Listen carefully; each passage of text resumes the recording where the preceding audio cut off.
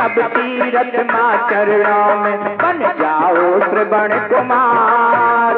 माँ के प्यार सहित दुनिया में नहीं किसी का प्यार। ओ माँ प्यारी माँ, ओ माँ प्यारी माँ। राम कृष्ण महावीर ने माँ का मान बढ़ाया है। जाने कर आजाद भगत ने माँ को पाया है। राम कृष्ण महावीर ने माँ का मान बढ़ाया है। जाने कर आजाद भगत ने माँ को पाया है। सदा चिरायु सुखी रहो, सदा चिरायु सुखी रहो। भारत माँ करे पुकार।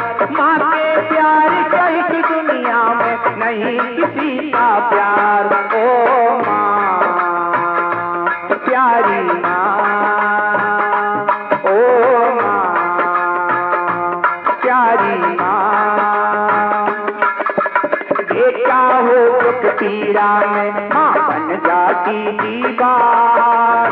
बेटा हो दुख पीड़ा में माँ बन जाती दीवार। माँ के प्यार सहित दुनिया में नहीं किसी का प्यार। ओ माँ प्यारी माँ, ओ माँ प्यारी माँ, ओ माँ प्यारी माँ।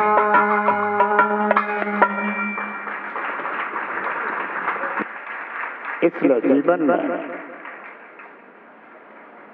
जन्मदात्री माँ और जन्मानी माँ, उसके महत्व को समझना और अपने जीवन को सार्थक करना।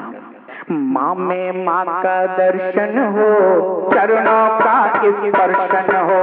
माँ में माँ का दर्शन हो, चरणों का स्पर्शन हो। माँ की सेवा करने से हर्षित तन मन जीवन हो। की सेवा करने से हर्षित तन मन जीवन हो। माँ बिना मुक्ति का हो, माँ बिना मुक्ति का आधार न पाए रे। जीवन है पानी की बूंद सब मिट जाए रे। जीवन है पानी की बूंद सब मिट जाए रे। हानि अनहानि हो, हानि अनहानि सब क्या घट जाए रे। जीवन है पानी की बूंद सब मिट जाए रे। जीवन है पानी की बूंद सब मिट जाए रे। अहो शास्त्र व्याख्यान करें, शास्त्र जिनागम दान करें। थोड़े ही भक्त धारण कर बेभक्ति के बल ज्ञान बरे। प्रभु गण धर ज्ञानी हो, प्रभु गण धर ज्ञानी। महात्म दिखाए रे। जीवन है पानी की बूंद कब मिट जाए रे। जीवन है पानी की बूंद कब मिट जाए रे। हानि अनहानि हो, हानि अनहानि कब क्या घट जाए रे। जीवन है पानी की बूंद कब मिट जाए रे। जीवन है पानी की बूंद कब मिट जाए रे। जीवन है पानी की बूंद कब मिट जाए रे।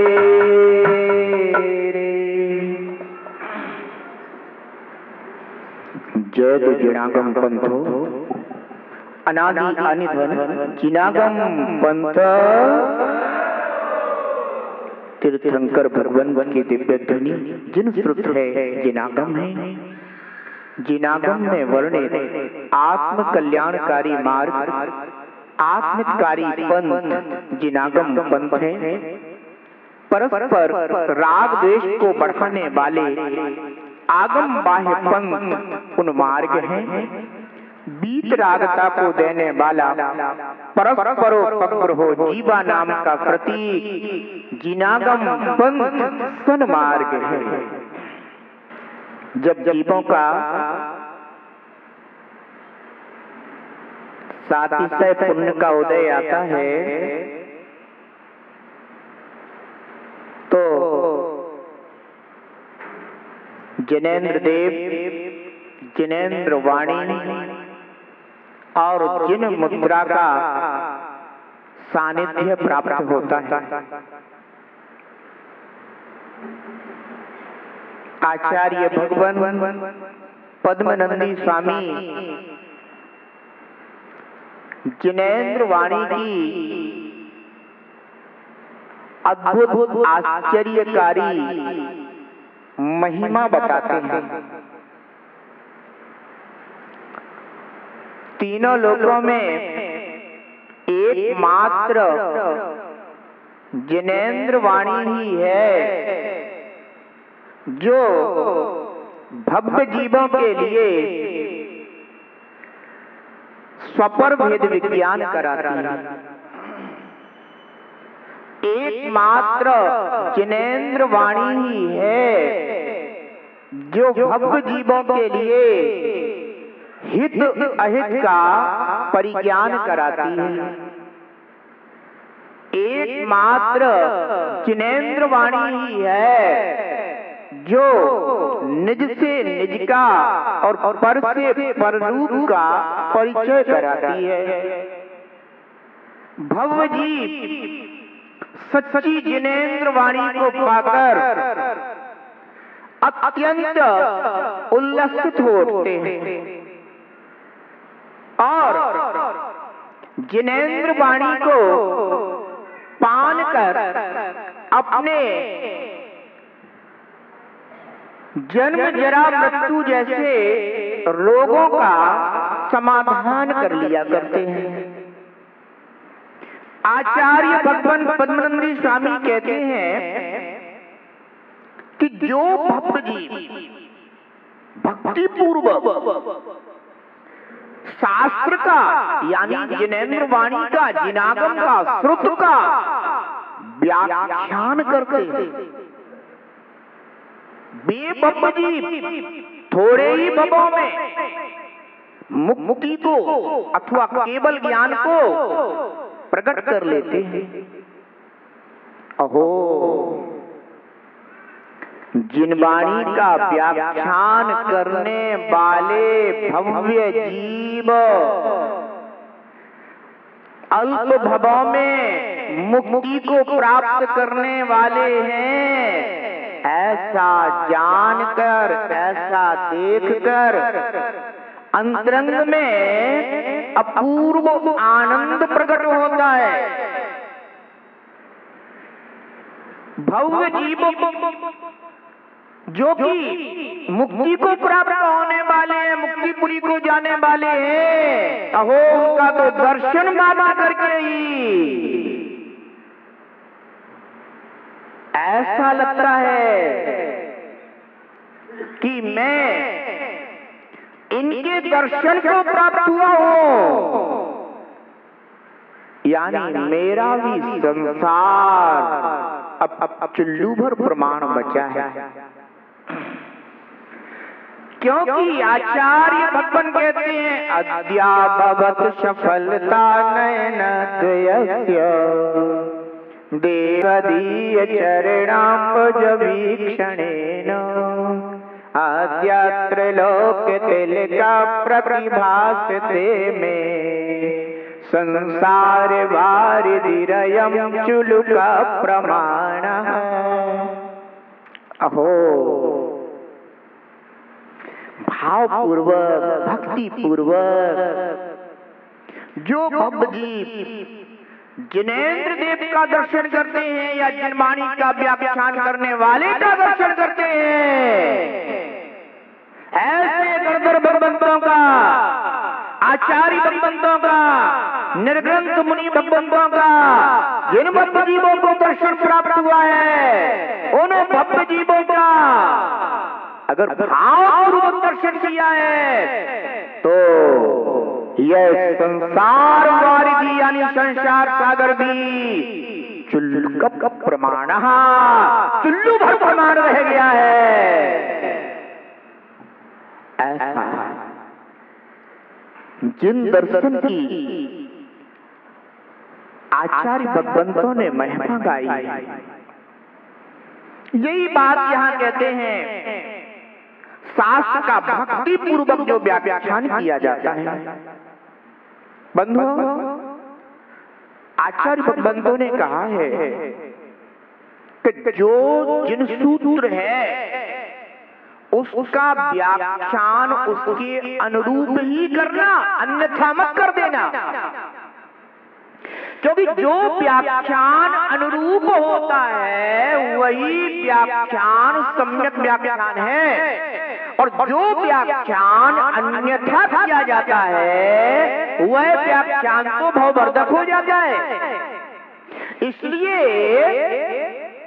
जितने भी आचार्य भगवंतों ने जिन सूत्रों का विश्लेषण किया है, व्याख्या की है, वह जिन सूत्र को हाथ में रख करके ही उस सूत्र की व्याख्या की है।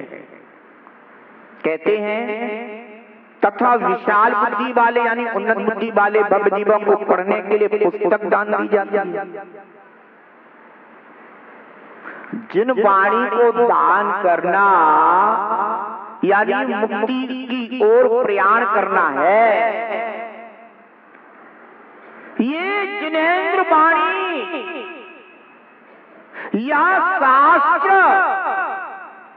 जो भव्य जीव अपने हस्तकमल में लेकर सत्पात्रों को, सुपात्रों को, साधर्मियों को प्रदान करता है कि हे भगवान, यह वह शास्त्र है जो शास्त्र चार गतियों से निकालकर पंचम गति की ओर ले जाता है, संसार के दुखों से निकालकर अतीन्द्रिय अविनाशी सुख की ओर ले जाता है, दुर्गतियों से निकालकर अथवा सुगतियों से निकालकर पंचम गति की ओर ले जाता है।